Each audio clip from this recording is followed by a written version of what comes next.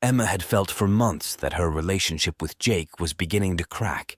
He was constantly late at work, returning home tired and gloomy. The conversations between them were reduced to a few phrases about dinners, utility bills, or plans for the weekend. Neither of them said out loud that they were drifting apart, but Emma could sense it.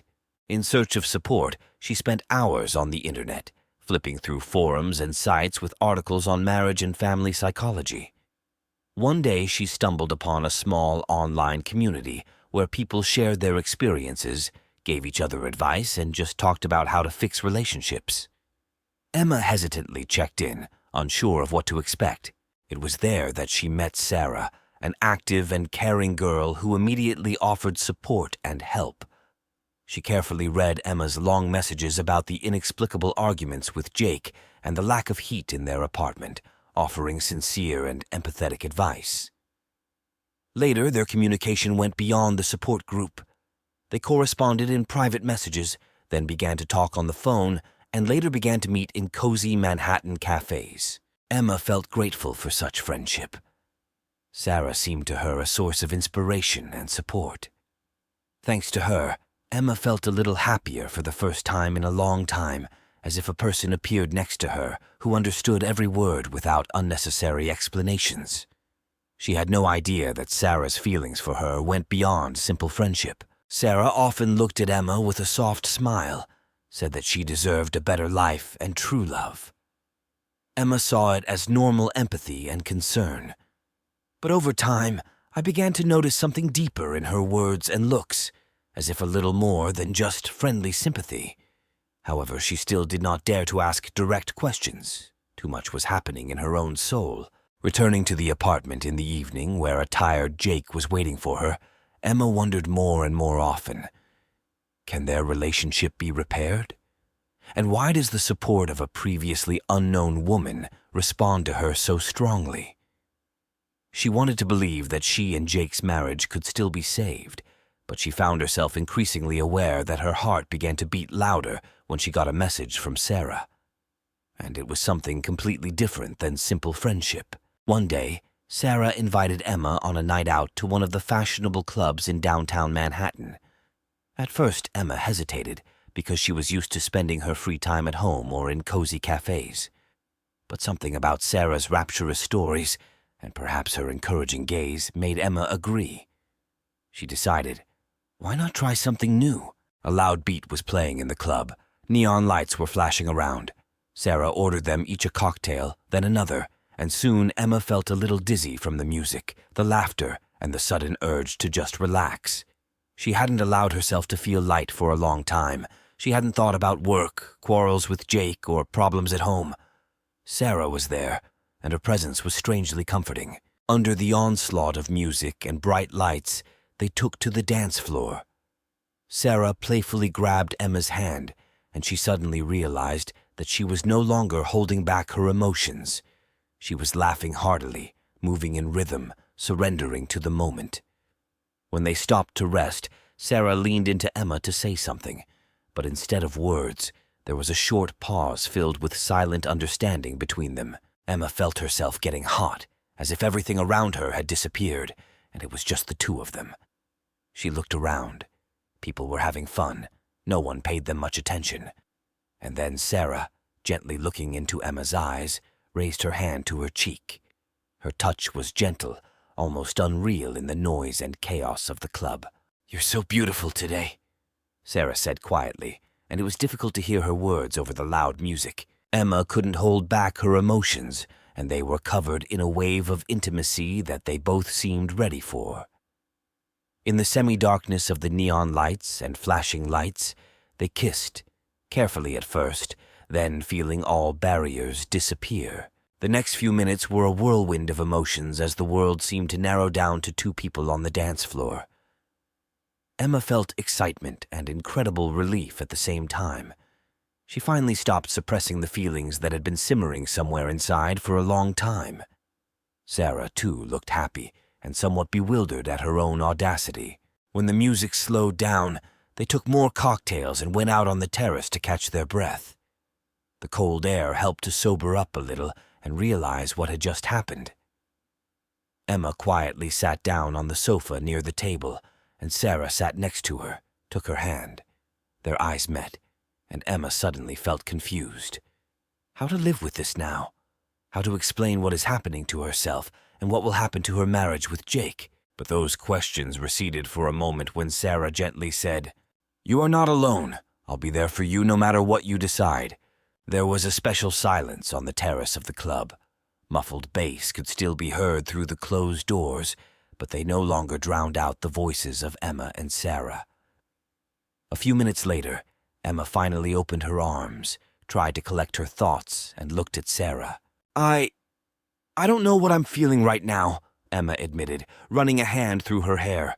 Her cheeks were still burning from that unexpected confession they both dared on the dance floor. "Don't worry," Sarah said softly, squeezing Emma's fingers gently. "No one demands immediate decisions from you. Just be honest with yourself, and don't be afraid. I'm here." They sat a little longer, watching the lights of the city float in the night sky. Emma felt two parallel worlds fighting in her. In one, she is a wife trying to save her marriage against all odds. In another, there is a completely new, still unexplored reality with the feelings that have arisen for Sarah. "It's time for me to go," Emma finally said. "I need to sleep at least a little, and tomorrow I have to go to work." Sarah nodded, but didn't let go of Emma's hand. She seemed to have a hard time letting Emma go back to the reality where her husband was waiting for her. Eventually, she forced herself to stand up and lead Emma out of the club. "I'll call you a taxi," she said, dialing a number on the phone. When the car arrived, they stopped for a moment at the door. The question hung in the air. What now? But no one ever said it out loud. Emma just smiled slightly, hiding her gaze somewhere towards the sidewalk, and Sarah touched her shoulder for a brief moment with her hand. "Everything will be fine," she whispered, as if trying to reassure both Emma and herself. At home, Emma quietly slipped into the bedroom. Jake was asleep, but when she came in, he stirred and opened his eyes. "You're late," he muttered hoarsely. "Where did you go?" "I sat down with a friend at the club," Emma answered quietly, without going into details. She knew that he was probably already lost in his own fatigue and would not ask further. Jake just nodded tiredly and closed his eyes again. Emma felt the echo of the evening's feelings seem to push her away from the reality of this room. Everything remained as it had always been. An uneven fold on the bed, a lamp barely turned off, gray walls, and the smell of Jake's perfume mixed with washing powder. If I tell him the truth, everything will change, Emma thought as she undressed and got under the covers. But what if I don't tell? This also means deception and an even greater emptiness inside. She lay staring at the ceiling and felt her heart still beating too fast.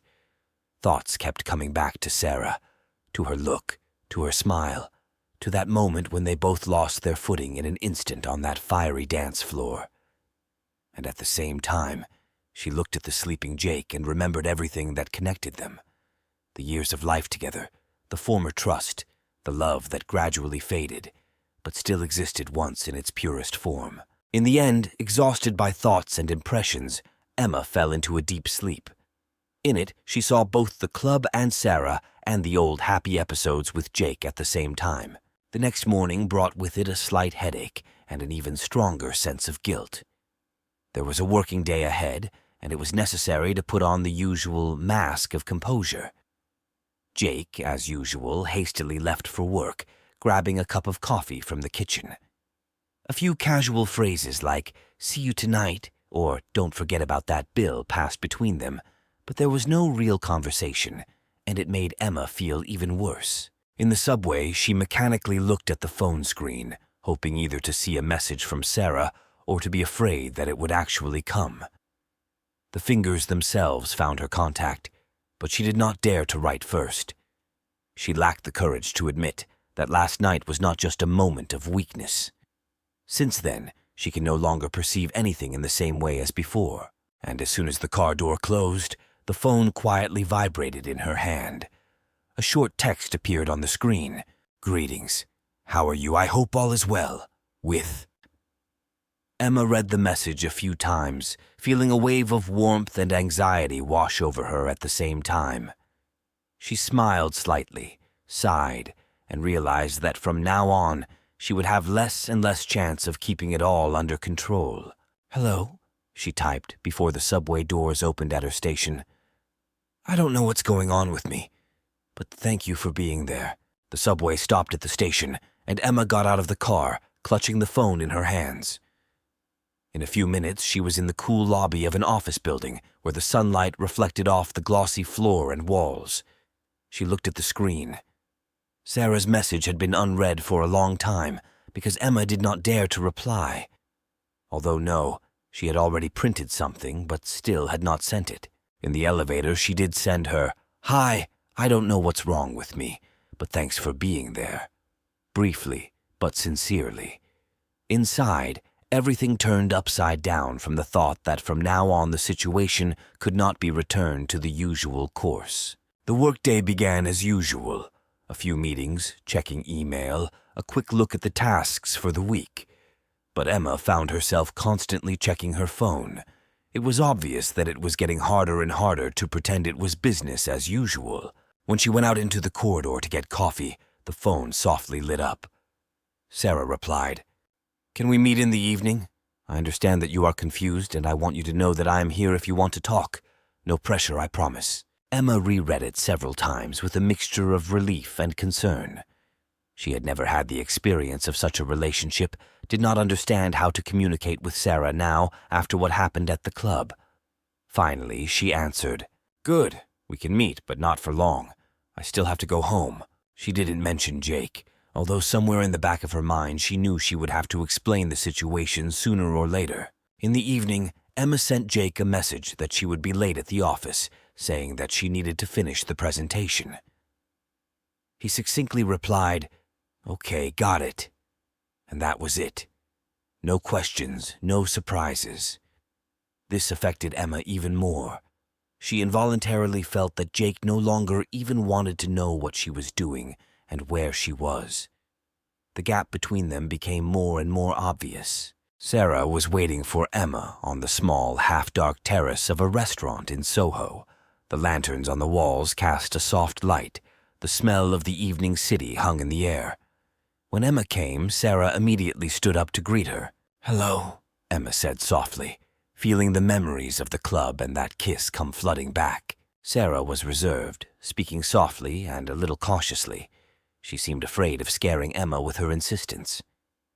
They sat down at a table overlooking the busy street, ordered a light dinner and cocktails. The silence stretched a little, but it was not hostile, but rather a tense silence of anticipation. "I don't want you to feel obligated," Sarah finally said. "What happened last night? I didn't plan it, but I don't regret it. I was good with you. Just tell me if it was a mistake." Emma shrugged, seeming to search for the right words. "I don't know how to call what happened. It was unpredictable. I didn't plan this." She smiled a little embarrassed. "And to be honest, I don't know what to do with it next." Sarah took Emma's hand, barely touching her fingers. "Now you don't need to make any decisions. Just be yourself. I understand that you are not ready for drastic steps.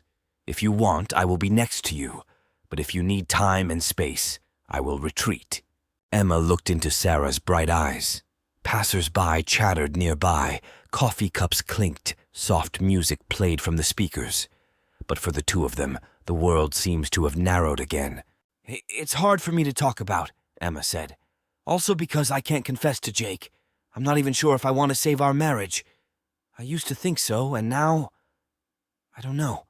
Sarah lightly squeezed her fingers. "I don't want to become the cause or catalyst for a breakup.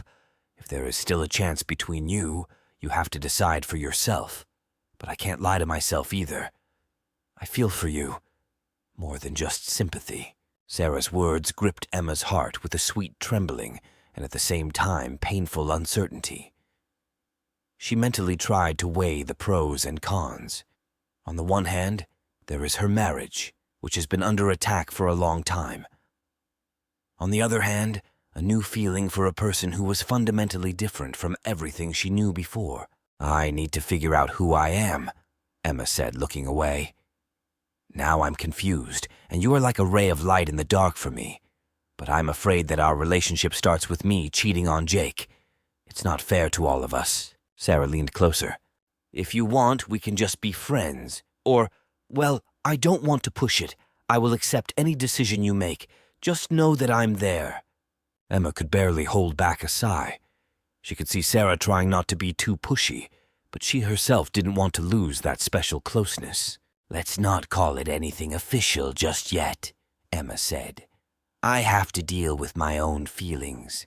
It is important for me to understand what I want from marriage and from myself. They talked a little more about trifles, about work, about movies that were released recently, even about the weather, everything to at least somehow distract from difficult topics. But both felt an invisible tension. Something had already changed forever, and no joke or conversation about everyday matters could hide it. Towards the end of the dinner, Sarah offered to walk Emma home, but she refused.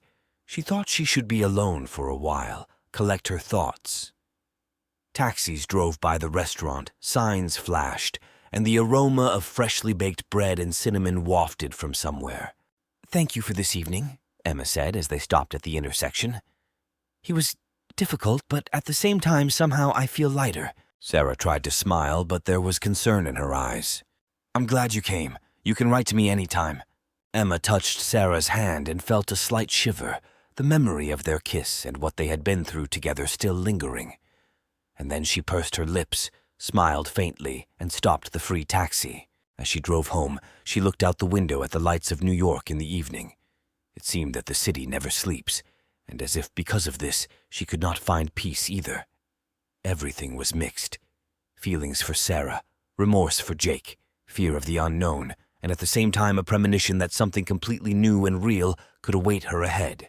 When the taxi stopped outside the house, Emma felt a slight nervous tremor. She still didn't know how she would talk to Jake. She didn't know if she should tell him the truth about Sarah. But in the depths of her soul, she understood. To continue living, pretending that everything is the old way, will no longer work. The apartment was dark when Emma carefully closed the door behind her. Turning on the dim light in the corridor, she went to the bedroom. Jake was already lying on the bed with the phone in his hands, but his tired look indicated that he was about to fall asleep. Hearing Emma walk in, he turned his eyes to his wife. You're late again, he said without judgment, but with alienated indifference in his voice. Yes, Emma answered quietly, avoiding his gaze. I sat down a little with my colleagues. She didn't know why she was lying. Maybe out of habit. Maybe because of the fear that Jake will not accept the truth. He just mumbled something, put the phone down, and imperceptibly turned his back to the wall. Emma felt an inner tension rising in her soul. Not so long ago, she was trying to get along with Jake, but now things have become even more difficult. She quietly changed her clothes and lay down under the blanket, trying not to disturb her husband. The events of the evening were spinning in my head. The conversation with Sarah, her insightful words, her tender touch. Emma was painfully aware that she was living in two parallel realities that sooner or later would collide and explode. In the morning, as usual, they left the house practically in silence. Jake was the first to run out of the apartment, throwing a curt good night without even giving Emma a hug. She felt insulted and at the same time relieved. There was no need to act out marital intimacy. As bitter as it is, their marriage increasingly resembled a formality. At work, Emma dived back into things, trying to quell the inner chaos. At 11 in the morning, when she went to the lounge to pour herself some coffee, a new message from Sarah lit up on her phone. How are you? Are you holding on? Emma read this simple question several times. How am I? She herself did not understand what to answer. She felt as if elation, guilt, and anxiety at the same time. In the end, she printed, everything is difficult. Thank you for asking. Maybe we will meet today. I want to talk. By sending this message, Emma realized that she had taken another step towards a reality where Sarah was more than just a casual friend. And immediately she was overcome by doubts. What am I doing? Why can't I deal with Jake first? But it was too late. She sat with a cup of coffee, looking at her phone, which vibrated again. "I will be glad. Right when you can get away. Hold on." When Emma returned home that night, Jake was nowhere to be found. He texted her, "I went to see my friends. I'll be back later." She automatically put the phone down and felt a strange resentment, like she wished he was here so they could at least figure something out. But at the same time, I was afraid of this conversation. Emma walked into the empty living room, threw off her jacket, and sat down on the sofa, turning on the dim light of the table lamp. His eyes fell on a framed photo on the shelf. Their wedding photo, taken a few years ago in a green park outside the city. She was so happy then. Jake was hugging her shoulders, and she was smiling back at him. Where did everything go? She thought sadly. Now those two from the photo seemed like completely different people. She could almost physically feel the guilt eating at her. On the one hand, Emma really believed that their marriage was collapsing because of mutual indifference. On the other hand, she hid her communication and kisses with Sarah. Nevertheless, their breakup with Jake began long before Sarah appeared. It was evident from the way they lived past each other. Pulling out her phone, Emma decided to text Jake. "When will you come back? Maybe we can talk if it's not too late." However, there was no answer. Emma sat on the sofa a little longer and then went to the bedroom, trying to distract herself from the emptiness in her head. She picked up the book, but she couldn't concentrate on what she was reading. Her thoughts kept returning to Sarah and whether she really should meet her in the near future. An hour later, she heard the key turn in the door. Jake walked into the apartment, sighing tiredly, and headed for the kitchen. Emma put the book down and dared to follow. "Hello," she began, biting her lip nervously. "How is the evening?" "Okay," he grumbled, opening the fridge.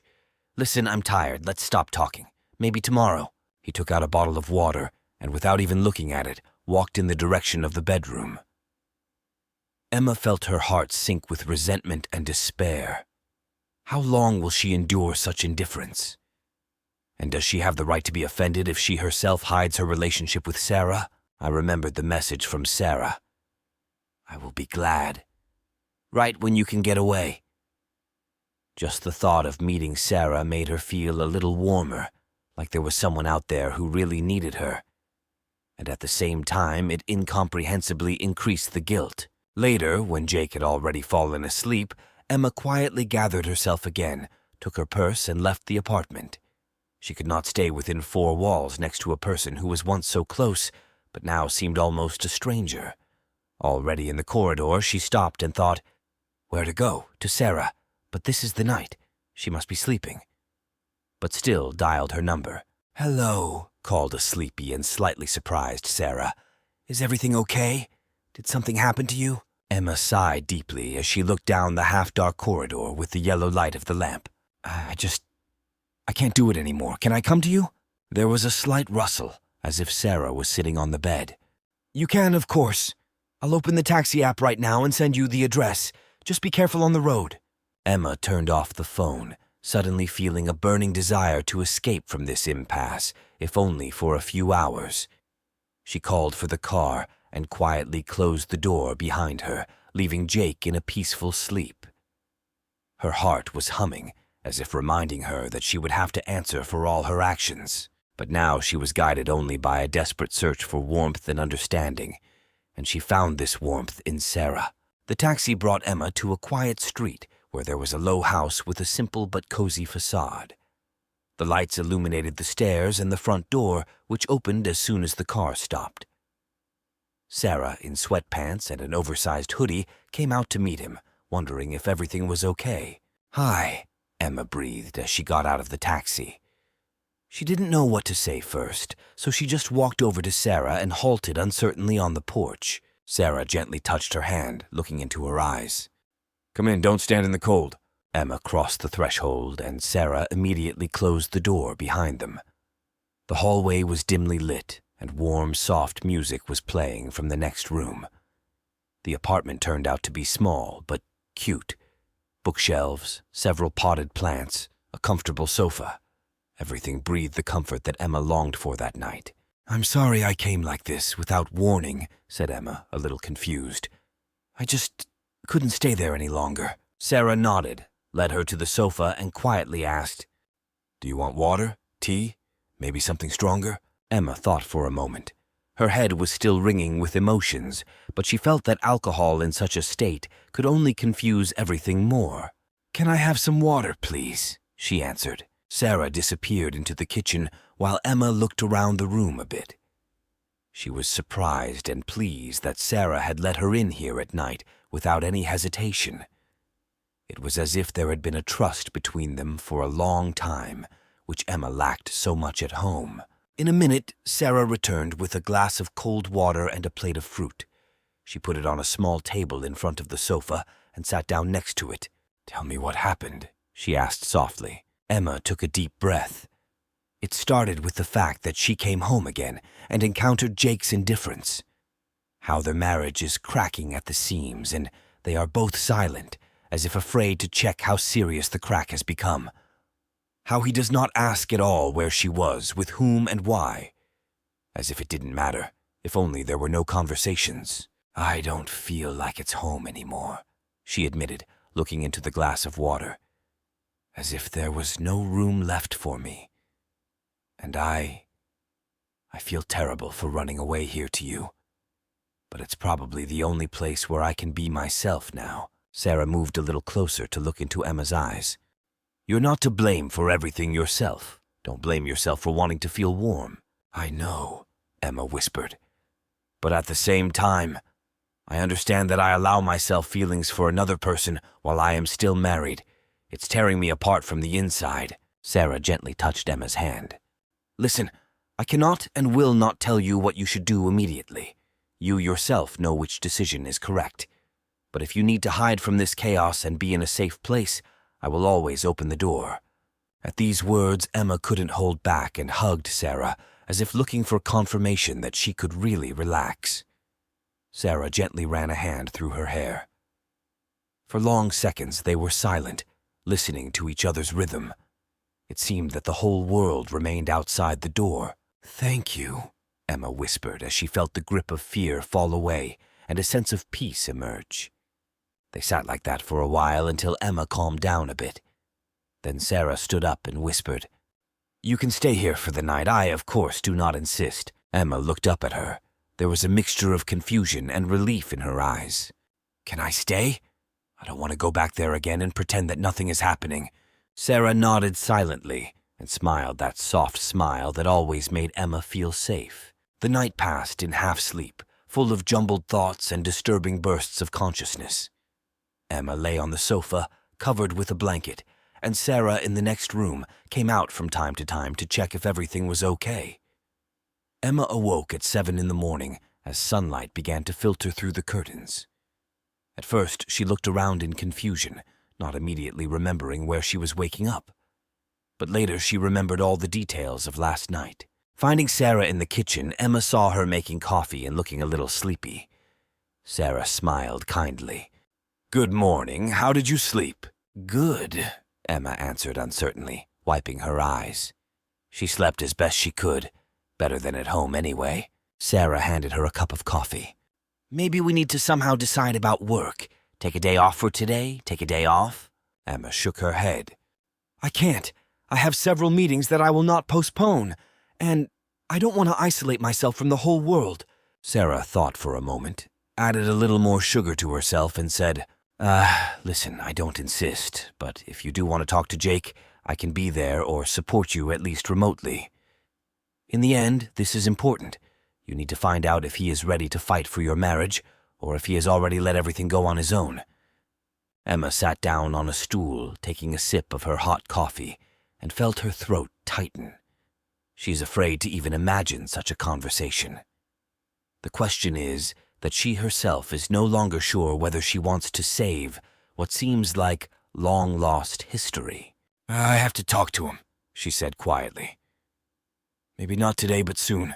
I can't live in such a lie." Sarah came closer and put her arms around Emma's shoulders. "You're stronger than you think, and I will support any decision you make." Emma found herself struggling not to cry. The fine line between gratitude for Sarah and deep sadness over the breakup with Jake seemed unbearable. However, She already understood that there was no way back. Sooner or later, these two realities, feelings for Sarah and formal marriage with Jake, must converge at one point, and then a choice will have to be made. "Okay," she sighed, pulling out her phone to see several missed calls from Jake. He must have come home and bewildered that Emma was gone. "We will have to talk, and probably sooner than I thought." She looked at Sarah. In her eyes, she saw understanding and willingness to help. Although she was afraid of the unknown, Emma could no longer return everything to the way it was. And maybe right now it was the best thing that could happen to her. Emma dialed Jake, and he answered immediately, as if he had been holding the phone the whole time. "Where were you?" The voice sounded excited, but also alienated. At a friend's." She did not specify which one exactly. "I didn't want to bother you because you came back late." There was a tense pause on the other end of the line. In the end, Jake said coldly, "When will you return home? We need to talk." Emma shot a quick glance at Sarah, who was standing by the window with a cup of coffee in her hands, trying not to intrude, but her whole demeanor was one of support. "Tonight, after work." Okay," Jake said softly and hung up. Emma put the phone down and felt her heart beat faster. She didn't know exactly what Jake wanted to talk about, but she guessed he must have already sensed the changes, her withdrawal, the late returns, the lies. Or maybe he also has something to say. Sarah timidly stepped towards her. "Is everything okay?" "I understand that you can't drag out the conversation any longer," Emma sighed. "Everything will be resolved tonight, or at least it will become clearer." Sarah wanted to say something encouraging, but instead just took Emma's hand. Their eyes met, and in that silent gesture there was more understanding than any words. "If it's difficult for you, you can come here after that conversation," Sarah said quietly. "Or if it's better to be alone, tell me too. I will not be offended." Emma nodded, feeling a wave of gratitude. She quickly put herself in order, finished her coffee, packed her bag, and saying goodbye to Sarah, went to work. The whole day passed for her as if in a half-asleep. Numbers, documents, and conversations with colleagues flew past as if through a fog. Thoughts about the future conversation with Jake swirled in his head.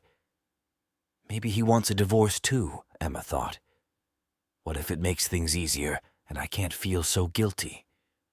But at the same time, she had the memory of the years they spent together, and the sadness of realizing that their shared once was coming to an end. Around 8 in the evening, she returned to the apartment. The keys went into the lock with a resounding click, and it was quiet outside the door, except for a lamp burning in the kitchen. Jake stood by the table with his hands tucked under him, as if he was afraid to swing them and speak emotionally. He looked at Emma. "Hello," he mumbled. "Sit down. I didn't cook dinner. I didn't know if you would." Emma put her bag down and sat down across from him, feeling a knot of nerves rising in her chest. "So, what did you want to talk about?" she asked, trying not to show her excitement. Jake sighed, ran a hand through his hair, and seemed to think for a few seconds about where to start. Emma, something has changed a lot between us in recent months. I'm not an idiot. I see you go somewhere in the evenings, come back late. Why are you avoiding me? After all, you didn't come home last night either." He stopped, looking her in the eyes. Emma could barely control the trembling in her hands. "Yes," she confirmed quietly. I just can't pretend that everything is fine with us anymore. Everything has been falling apart for a long time. Do you feel it too?" Jake sighed and, looking down, answered, "I feel it, and I'm probably guilty too. You know, lately I come home and see emptiness in your eyes. I realize that I lost you a long time ago, probably because of work, because of fatigue, I don't know. I didn't want to admit it, but now, you yourself don't hide that you don't feel good here with me." Emma felt her eyes begin to fill with tears. Because despite all the pain, he was right. Perhaps at one time, they both simply did not have the strength or courage to stop and understand what was happening. Instead, the relationship was allowed to deteriorate. "I'm sorry," she said, looking at the table. I didn't want to ruin everything, but I don't see that we have anything left to hold on to. We don't talk. We don't share neither joy nor sorrow. We are just strangers." Jake listened in silence. Tears welled up in his eyes, but he held them back as best he could.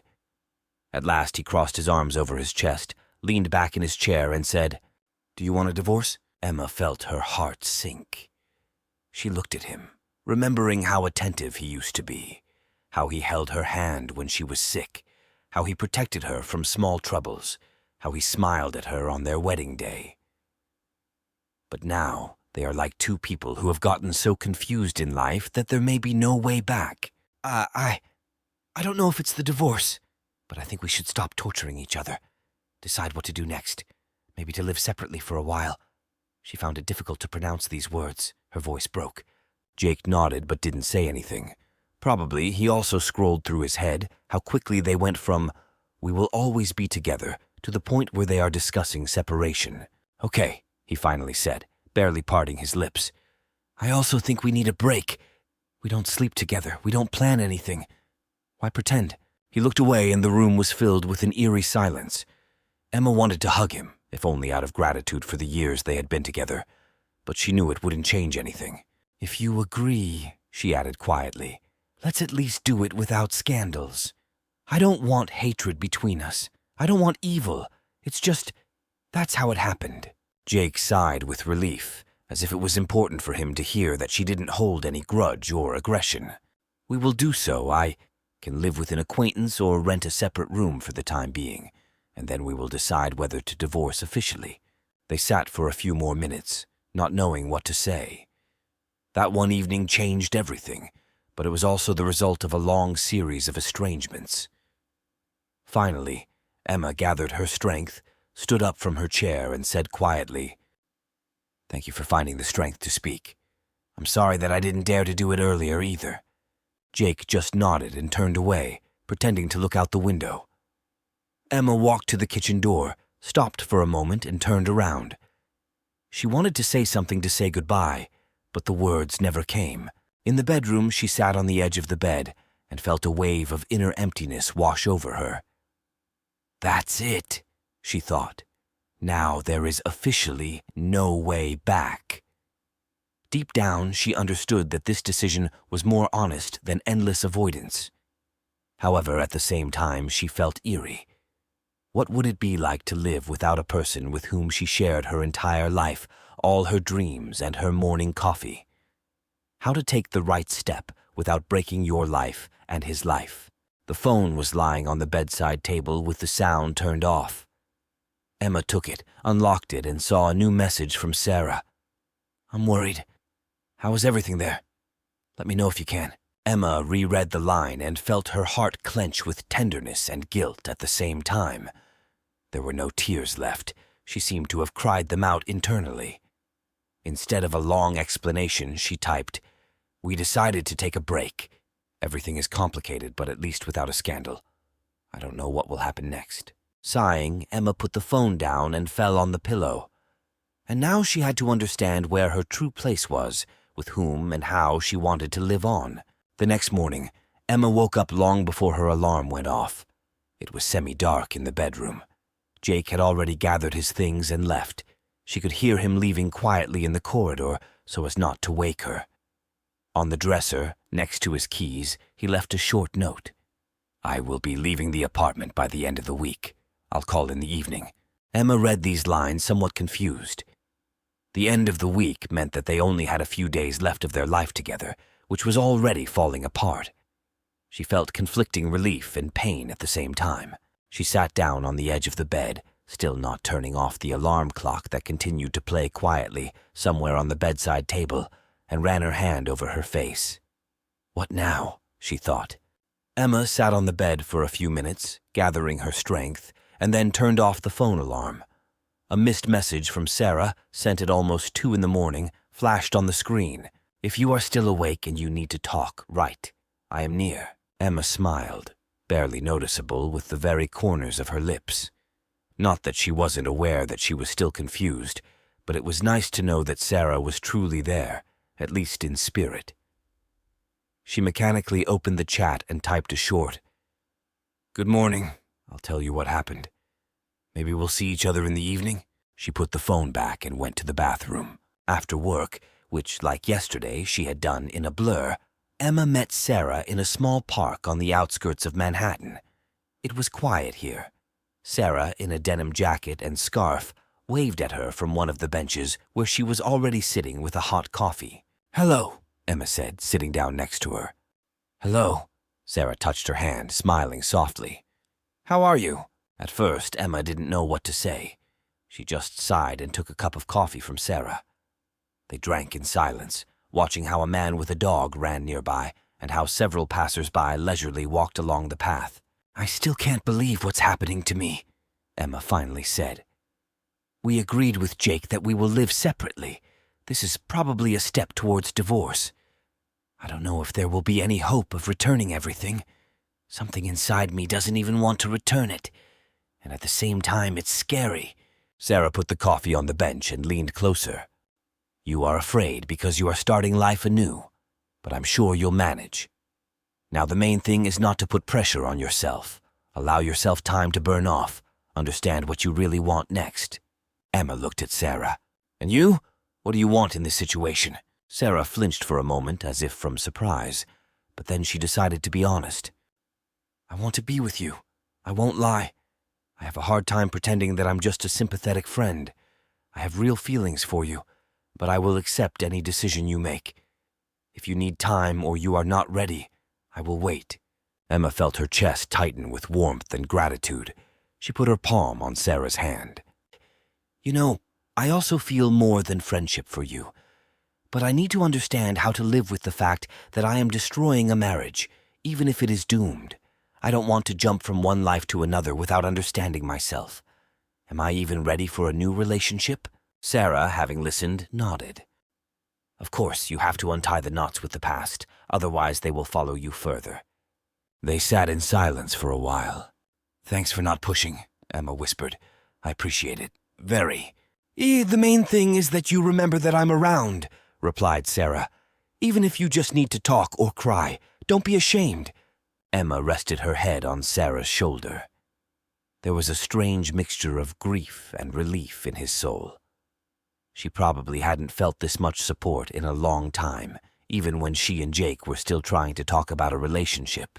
In the evening, when Emma returned to the apartment, she saw that Jake had already taken some of his clothes out of the closets and put them on a large suitcase near the hall. She felt a pang inside, looking at this picture of the actual evacuation from their married life. "Hello," she said dryly. "Hello," he replied with a strained smile. "I decided not to wait for the last day. I'm getting ready little by little.